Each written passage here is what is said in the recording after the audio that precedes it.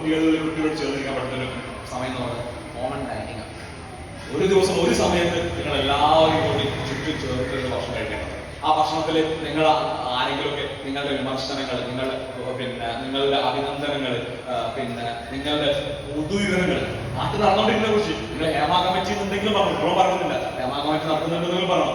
മുന്നോട്ടാണെങ്കിൽ അതിന്റെ കാരണങ്ങളെ കുറിച്ച് വാപ്പ പറഞ്ഞോ അമ്മ പറഞ്ഞോ. ഇങ്ങനെയുള്ള ഒരു പൊതു ഇടമായിട്ട് നമ്മുടെ ഡൈനിങ് മാറേണ്ടതുണ്ട്.